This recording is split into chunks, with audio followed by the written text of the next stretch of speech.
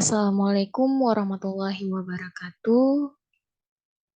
Puji beserta syukur kepada Allah Subhanahu wa Ta'ala yang telah memberikan kita kesehatan sehingga kita dapat berkumpul di meeting Zoom kali ini. Salawat bernadakan salam. Tak lupa kita sanjung sajikan kepada Nabi besar Muhammad SAW. Penghormatan saya kepada dosen pengampu mata kuliah Asuhan Kefarmasian 1, Ibu Lydia Septa Desiana, SPAM MSI Apoteker, serta teman-teman seperjuangan dengan saya. Baik, untuk mengefisiensikan waktu guna membahas kasus 1 tentang coronary artery disease oleh kelompok 1. Nah, anggota daripada kelompok 1, saya sendiri Naja Nafisa, Tengku Delviza, Syarifah Syifa Manina, Citra Huwaina Bahira, Nandita Khairina Baiha. Baik, untuk data pasiennya kita peroleh nama pasien yaitu Jasmani Ahmad. Bapak ini berumur 50 tahun, jenis kelamin laki-laki, pekerjaan swasta, tinggi atau berat badannya itu 172 cm atau 64 kg. Riwayat penyakitnya itu CAD atau coronary artery disease. Riwayat alergi obatnya itu tidak ada. Tekanan darah terakhirnya itu 150/90 mmHg. Kemudian hasil konsultasinya itu diagnosis klinis menderita coronary artery disease. Nah, tata laksananya pasien diberikan terapi pengobatan dan menjaga pola hidup sehat. Nah, terus hasil pemeriksaannya ini bisa kita simpulkan bahwasannya Bapak ini mempunyai tekanan darah tinggi atau hipertensi. Bapak ini tidak menunjukkan hasil-hasil lab lainnya untuk diteliti. Nah, faktor risikonya menurut faktor biologisnya Bapak Jasmani Ahmad telah berumur 50 tahun sehingga bisa dikatakan sebagai usia yang udah lanjut. Kemudian pasien itu laki-laki dan riwayat keluarganya itu mempunyai penyakit jantung. Kemudian faktor lainnya, pasien ada melakukan pemeriksaan diagnosis laboratorium. Tapi untuk hasilnya itu tidak diberikan. Nah, kecuali bukti periksa. Kemudian pasien pernah merokok, memiliki penyakit penyerta yaitu hipertensi. Nah, obat yang diresepkan yaitu Aspilet 1 kali 1 tablet, kemudian Concor 1 kali 1 tablet, Furosemid 3 kali 1 tablet, Lansoprazol 1 kali 1 tablet. Masuk kepada Aspilet. Nah, kita pertama membahas tentang Aspilet. Apa itu Aspilet? Nah, Aspilet ini dia merupakan isinya itu aspirin. Jadi kita ingin mereview lagi nih tentang ACD atau CAD atau coronary artery disease. Nah, coronary artery disease ini dia merupakan menumpuknya plak pada otot-otot di otot-otot arteri di jantung kita sehingga membuat supaya oksigen itu tidak sampai dan bisa ditandai dengan sakit pada dadanya gitu. Terus plaknya ini dia menumpuk akibat adanya LDL. Nah, LDL lemak yang jahat. Kemudian LDL-nya menumpuk di dinding arteri, dia itu lama-kelamaan semakin membesar dan bisa jadi memecah. Nah, ketika memecah ini, plak tersebut bisa menyebabkan trombosit arteri atau bisa kita bilang penggumpalan darah. Kemudian dia itu bisa dikenal dengan trombosit koroner sehingga tidak ada suplai oksigen yang masuk ke dalam otot-otot arteri di jantung tadi. Nah, yang tadi kita telah membahas CAD itu apa, kemudian kita masuk ke aspiletnya. Nah, aspiletnya ini merupakan isinya aspirin, di mana mekanismenya itu menurut Ujawol et al. 2021, dia bisa menghambat siklooksinase atau COX sehingga prostaglandinnya itu tidak terbentuk. Nah, kalau tidak terbentuk, dia tidak ada mediator nyeri sehingga tidak terjadi inflamasi. Nah, terus dia ini bisa dihambat dia ini bisa menghambat secara irreversible dengan asetilasi kovalen. Dia ini bisa menghasilkan penurunan biosintesis prostaglandin H2 dan produk hilirnya seperti tromboksan A2. Nah, tromboksan A2 ini menstimulasi aktivasi dari platelet dan agregasi dari platelet. Nah, kemudian indikasi. Indikasi menurut Shah et al. 2019, dia bisa mengatasi stroke trombotik, iskemik, mencegah gumpalan pada permukaan plak, aterosklerosis yang pecah, atau menghentikan platelet atau pembekuan darah.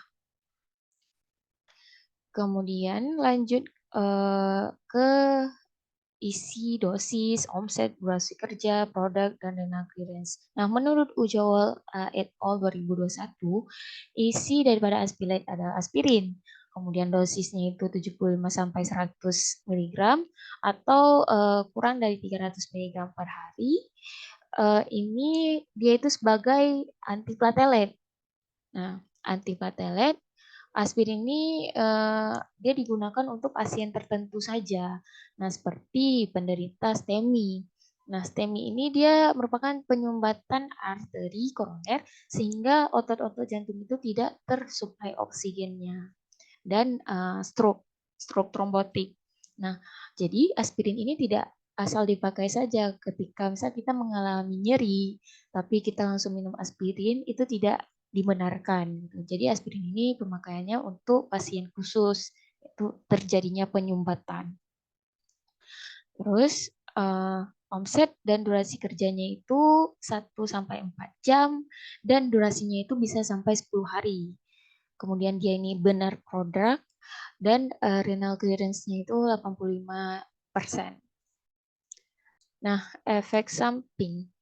Efek samping menurut Ujawal A et al. 2019, dia bisa intoleransi terhadap lambung. Jadi dia terjadi gangguan lambung atau bisa kita bilang pendarahan serta tukak lambung dan duodenum. Jadi kan si aspirin ini dia menghambat siklooksigenase sehingga tidak terjadi atau terbentuknya prostaglandin.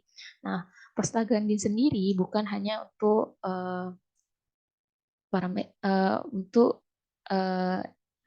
parameter nyeri saja. Dia juga bisa sebagai protektor lambung atau dari lambung ini dia bisa proteksi dengan prostaglandin gitu. Nah, jadi kan sudah dihambat prostaglandinnya sehingga dia itu bisa membuat tukak lambung. Nah, sehingga terjadinya pendarahan. Jadi kalau efek samping aspilat ini dia menyebabkan pendarahan pada lambung. Itu utamanya. Nah, tapi tidak usah khawatir, kita bisa menggunakan aspilat ini dengan protektor lambung, obat protektor lambung lainnya, seperti lansoprazol. Nah, kemudian interaksi obat menurut web MD Drug Interaction Checker, aspirin dan furosemid yang sudah diresepkan tadi, dia memiliki interaksi yang minor, yaitu ketika aspirinnya itu meningkat, namun si furosemidnya itu menurun. Nah, menurunnya serum kalsium daripada si furosemid. Jadi ketika kami cek di WebMD Drug Interaction Checker ini, bahwasannya terjadi interaksinya itu minor dan dia itu cuma dilakukan monitor saja gitu. Jadi interaksinya belum jelas, efeknya itu belum sangat jelas. Jadi kami bisa katakan interaksi antara aspirin dan furosemid ini bisa dimonitor saja. Tuh. Terus lanjut ke concor yang akan dijelaskan oleh teman saya. Baiklah, saya Citra Huwaina Bahirah akan menjelaskan mengenai obat konkor ini.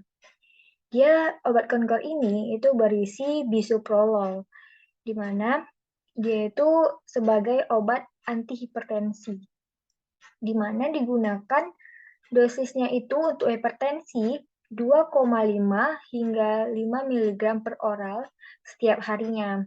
Waktu paruh obat ini dalam plasma itu 10 hingga 12 jam, dan bentuk sediaannya itu tablet. Nah, obat ini itu dia merupakan golongan beta blocker, yang mana kerjanya itu memblokir reseptor beta-1 adrenergik yang bekerja lama, dan obat ini juga bekerja secara selektif. Dia juga menurunkan stimulasi otot jantung dan alat pacu jantung. Dia dapat mengakibatkan penurunan volume ejeksi jantung dan denyut jantung, dan juga mengurangi sekresi renin dari ginjal. Nah, obat konkor ini dia itu biasanya berinteraksi dengan obat-obat yang antihipertensi lain, terutama obat beta blocker yang mana tapak kerjanya itu sama, seperti metoprolol, atenolol, propanolol, sotalol, dan verapamil.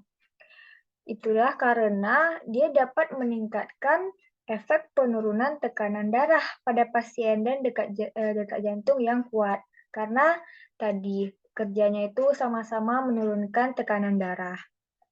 Kemudian untuk efek samping sendiri, obat konkor ini dia tidak ada efek samping yang spesifik karena dia juga sudah bekerja selektif tadi. Jadi efek sampingnya itu cuma seperti pusing, insomnia, bradyarrhythmia, itu kalau udah terlalu parah. Kemudian mengenai pemilihan obatnya. Nah, pada kasus ini obat konkol ini atau bisoprolol itu tidak digunakan karena kita kan pada kasus ini menggunakan aspirin kan untuk mengatasi CAD pasien. Jadi penggunaan obat bisoprolol ini bersama aspirin itu dapat menurunkan efektivitas dari bisoprolol sendiri. Dan keduanya itu juga dapat meningkatkan serum kalium sehingga dapat menyebabkan hiperkalemia. Nah, karena pasien tadi juga mengalami tekanan darah yang tinggi, nanti kita akan menggunakan obat furosemid. Nah, obat furosemid itu tidak akan diganti karena dia bisa membantu untuk menurunkan tekanan darah dari pasien. Untuk literaturnya bisa dilihat di citasi dan daftar pustakanya. Selanjutnya akan dijelaskan oleh teman saya. Terima kasih. Baik, di sini saya Nita Sarina akan menjelaskan terkait obat yang ketika diresepkan, yaitu furosemid.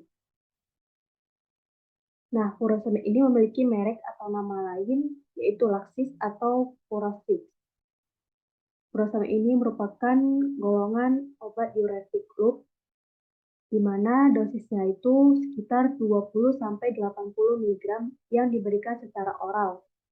Kemudian diminum setiap 12 jam atau 2 kali sehari. Dia memiliki waktu paruh sekitar 2 jam dan waktu efek terapeutiknya sekitar 6-8 jam. Ini menurut sumber dari Netscape.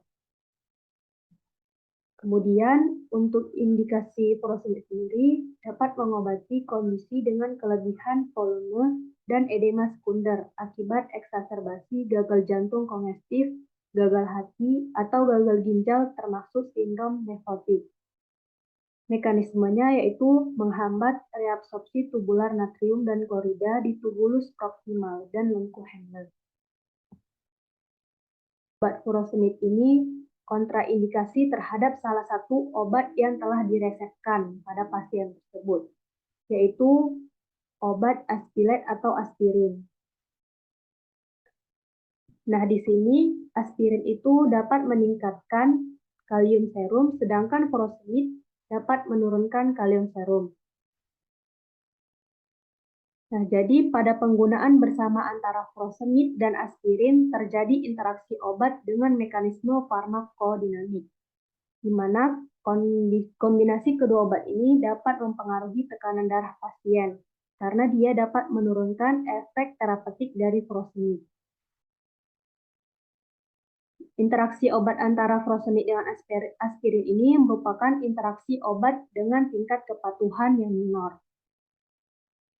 Nah, jadi hal yang dapat dilakukan ketika terjadi interaksi obat yaitu dengan melakukan pemantauan tekanan darah terhadap pasien, karena tidak ada efek yang signifikan. Nah, jadi efek samping dari furosemid ini sekitar 40% dapat mengakibatkan hiperuremia. Dan sekitar 4-60% dia itu dapat menyebabkan hipokalemia. Nah, jadi diuretik loop ini bukan agen lini pertama untuk pengobatan hipertensi. Namun salah satu agen lini pertama untuk antihipertensi itu yaitu golongan tiazid.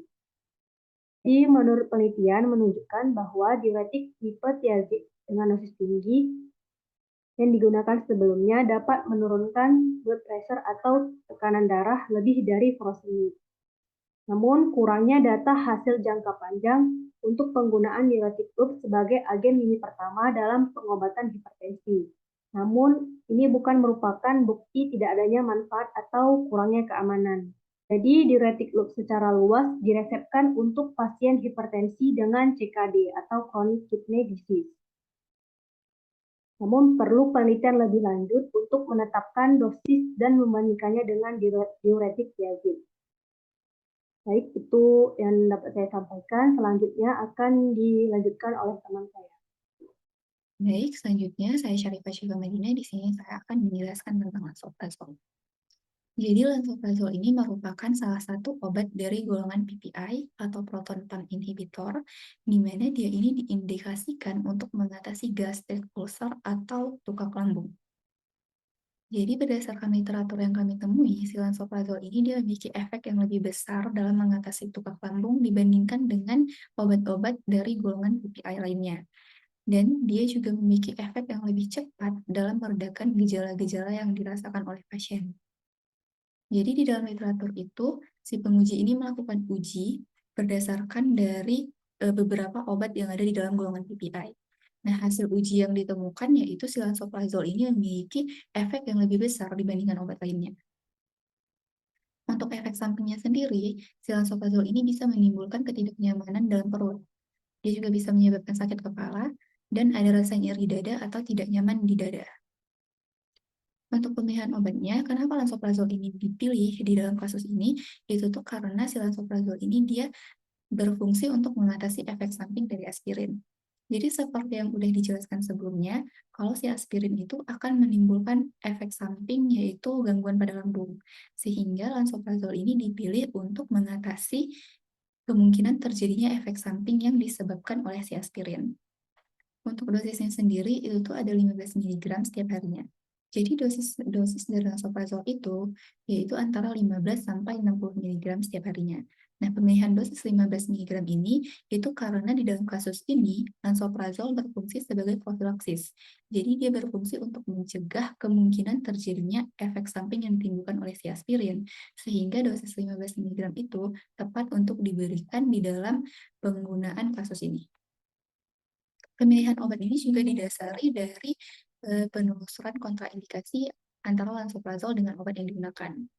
Jadi berdasarkan literatur yang kami temui, tidak ada yang menyebutkan bahwa si lansoprazol ini memiliki interaksi dengan si aspirin dan obat antiplatelet lainnya. Sehingga pemilihan lansoprazol ini dapat dikombinasikan dengan aspirin. Sekian dari saya, selanjutnya akan dilanjutkan oleh teman saya. Baik, terima kasih kepada saya Tengku Delvisa akan melanjutkan pembahasan mengenai monitoring proses. Di sini monitoring proses mencakup 4 tahap dari monitoring proses.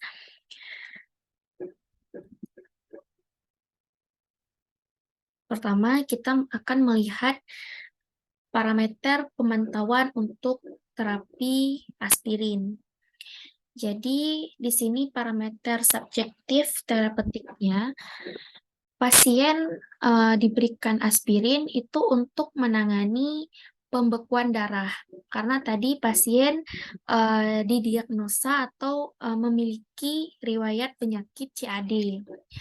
Dan parameter subjektifnya ini gejala yang timbul dari CAD adalah terjadinya pembekuan darah, itu akan membaik jika terapi aspirin ini memberikan manfaat terapeutik yang diinginkan atau yang diharapkan, yaitu mencegah atau menangani pembekuan darah. Kemudian subjektif toksisitasnya, gejala yang timbul nantinya dari pemberian aspirin itu akan memberikan efek samping yang tidak diinginkan. Salah satunya akan menyebabkan iritasi GI tract atau terjadinya pendarahan, sehingga perlu untuk dimonitor penggunaan aspirin ini. Kemudian parameter objektif terapeutik, meskipun di awalnya sebenarnya tidak disertakan data lab dari kasus pasien ini, namun bisa kita hasil dari tes laboratorium nantinya itu akan menjadi satu parameter untuk pemantauan dalam perbaikan penyumbatan pembuluh darah pada jantung dari diagnosa pasien ini, yaitu CAD tadi, dan akan dapat untuk dimonitor penurunan tekanan darahnya akibat dari pemberian aspirin ini atau Aspilet untuk terapi antiplatelet. Kemudian objektif dari toksisitasnya, hasil pemantauan laboratorium itu nantinya bisa untuk melihat kurangnya perbaikan dari arteri atau memberikan efek samping yang berbahaya pada penggunaan aspirin, seperti iritasi GI tract dan pendarahan. Kemudian di sini kita melihat parameter pemantauan furosemid. Parameter subjektif terapeutiknya itu nantinya gejala yang timbul akan berkurang, salah satunya karena si pasien ini CAD dan dia punya riwayat hipertensi. Salah satu efek atau keluhan gejala yang pasti akan timbul adalah udema. Nah, gejala ini akan berkurang atau hilang jika terapi dari furosemid itu memberikan efek terapeutik yang diharapkan, yaitu menurunkan tekanan darah dan menghilangkan atau menurunkan efek udem tadi. Nah, subjektif toksisitasnya, gejala yang timbul atau keluhan yang timbul itu tidak dapat membaik atau bahkan sampai memburuk jika terapi furosemid ini tidak memberikan terapeutik yang diharapkan. Objektif terapeutiknya, parameter yang dapat dilihat adalah yang diberikan di awal itu ada tekanan darah pasien. Di sini tekanan darah pasiennya itu 150/90 mmHg. Nah, ini termasuk dalam tekanan darah tinggi, jadi perlu untuk dimonitor peningkatan status tekanan darahnya. Kemudian objektif toksisitasnya, tes dari peningkatan tekanan darah atau memantau tekanan darah itu perlu dilihat, dan efek samping yang berpotensi berbahaya dari pemberian furosemide. Kemudian dari furosemide ini objektif toksisitasnya itu perlu nantinya diperhatikan pemberian furosemide yang bersamaan dengan aspirin. Kenapa? Karena seperti sudah dijelaskan di belakang tadi oleh teman yang lain, aspirin ini dia nanti akan menurunkan efek dari furosemide, tapi penurunan efek ini secara minor. Jadi cukup dimonitor saja kayak gitu. Kemudian aspirin itu bisa meningkatkan kalium serum, sedangkan si furosemide ini menurunkan kalium serum, sehingga itu perlu dimonitor. Nah, kemudian pemberian parameter pemantauan lansoprazol. Nah, lansoprazol di sini sebenarnya adalah terapi tambahan. Kenapa? Karena pemberian dari aspirin tadi itu menyebabkan iritasi GI tract atau pendarahan. Jadi parameter subjektif terapeutik dari lansoprazol ini dia untuk mencegah iritasi GI tract dan pendarahan akibat dari pemberian aspirin. Nah, karena dia ini terapi pencegahan, sehingga tidak ada parameter subjektif yang tersedia untuk mengevaluasi hasil yang diinginkan dari pemberian lansoprazol ini. Kemudian subjektif toksisitasnya itu akan menyebabkan iritasi atau pendarahan bila tidak diberikan atau dengan dosis yang kecil, sehingga tidak bisa menangani atau melindungi lambungnya.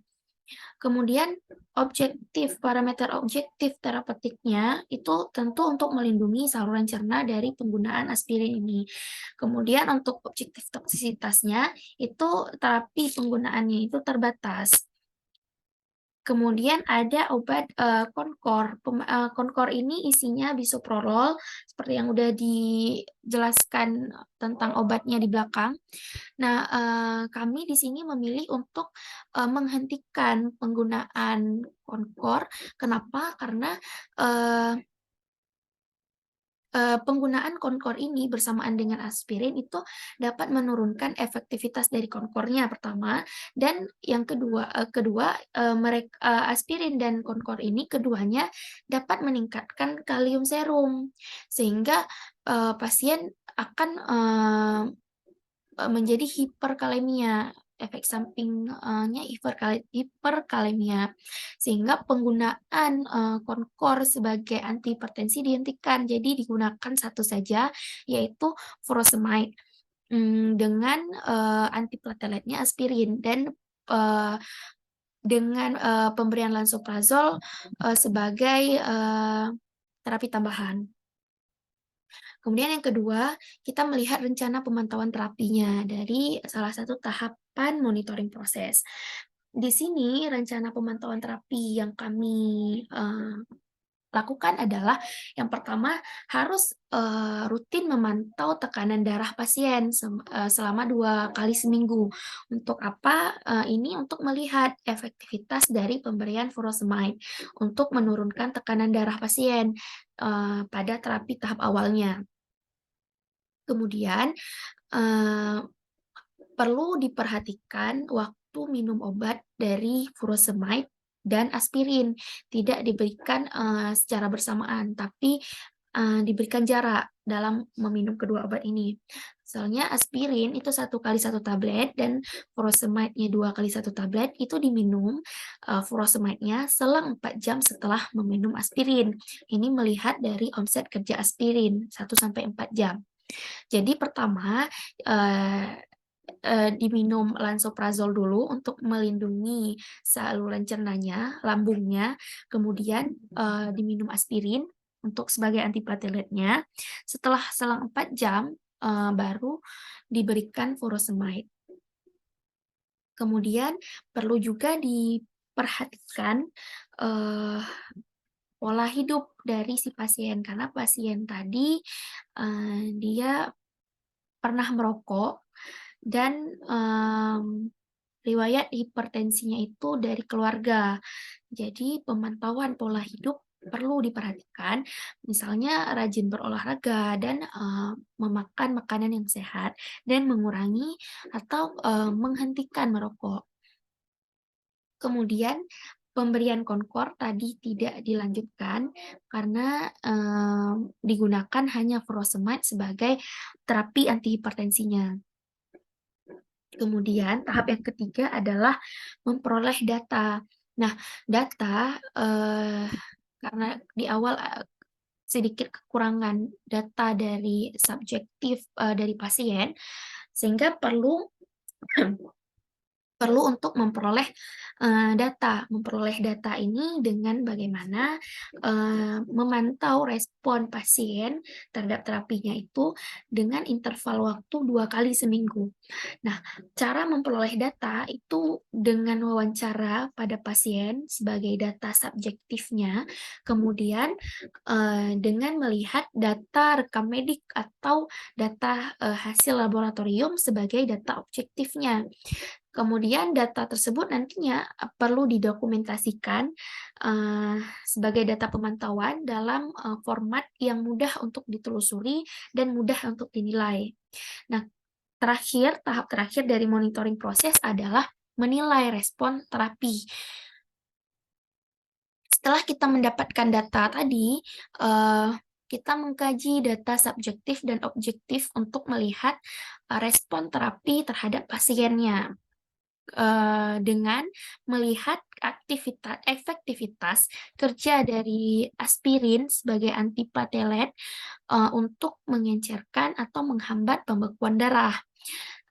Kemudian penggunaan lansoprazol karena tadi aspirin dia termasuk NSAID yang non-selektif, jadi dapat menyebabkan pendarahan atau iritasi GI tract. Jadi penggunaan lansoprazol itu perlu dinilai respon terapinya apakah dia mengatasi gangguan saluran cerna akibat efek samping dari penggunaan aspirin. Kemudian yang terakhir penggunaan obat furosemide untuk menurunkan tekanan darahnya. Sekian dari penyampaian kasus kelompok kelompok kami kasus 1 tentang pasien CAD dan riwayat hipertensi. Lebih dan kurang kami mohon maaf. Terima kasih. Assalamualaikum warahmatullahi wabarakatuh.